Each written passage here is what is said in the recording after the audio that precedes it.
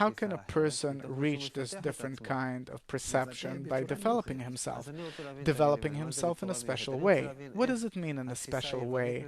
How does the Greek approach develop a person, and what's wrong with that and the other approach? The Greek approach develops a person's current intellect and emotions.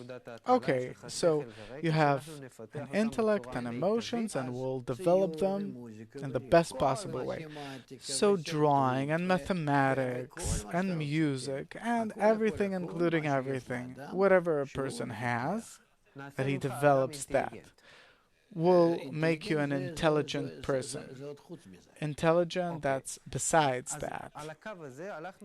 Okay, so we developed a person's intellect and emotions correspondingly. That is the Greek approach, and to this day, that's how it works. I have a child, he's born, goes to kindergarten, school, university. I want for him to develop his intellect as much as possible. This is how we see life.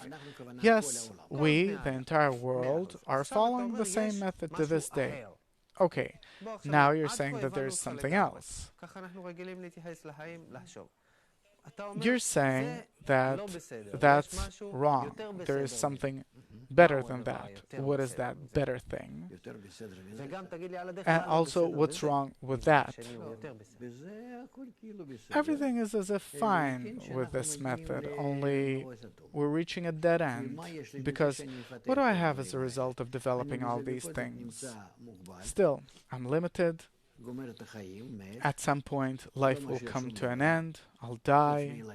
I'll leave nothing besides my children that also have to live and die like I died. What's the alternative? Not the alternative. I only see whether there is some kind of a rationale to my existence or not. And the entire rationale to my existence is keeping myself, sustaining myself in the best possible way.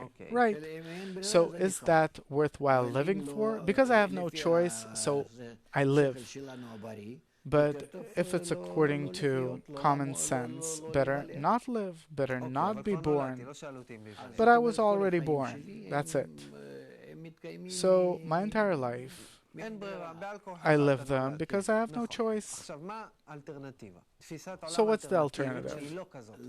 A different perception of the world. So don't think that our life is good. I don't know good or not good. Within this existence, till now we said that the Greek approach says develop your intellect and emotions to the full.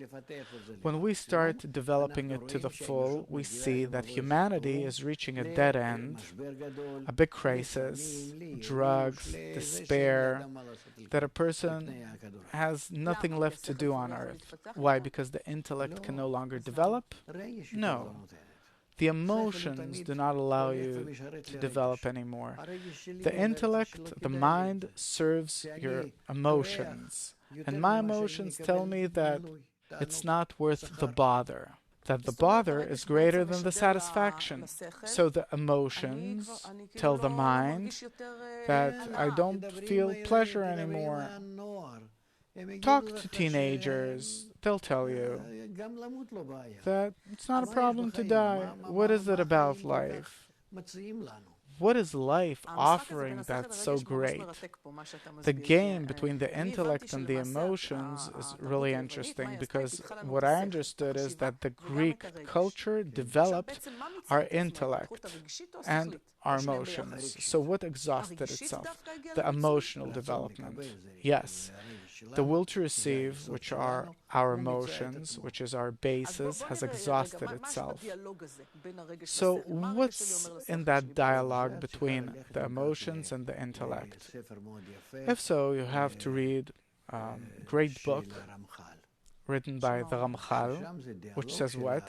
Where there you have a dialogue between the emotions and the intellect.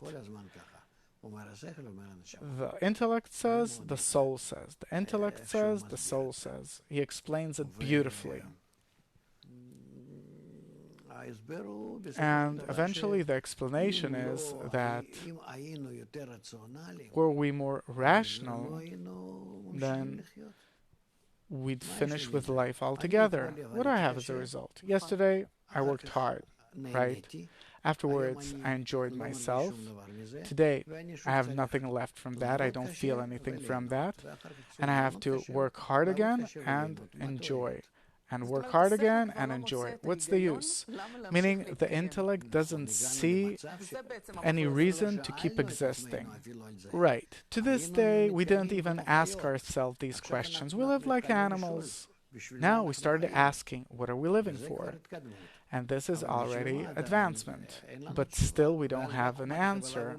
Why? So comes the wisdom of Kabbalah and says, I have an answer. What are we living for? That from this life we can come to a different level of perception of reality. It's an intellectual development. First of all, it's an emotional development. What is its essence? Its essence is that I open myself up to a life which I feel limitlessly, not limited by the intellect or the emotion. So I have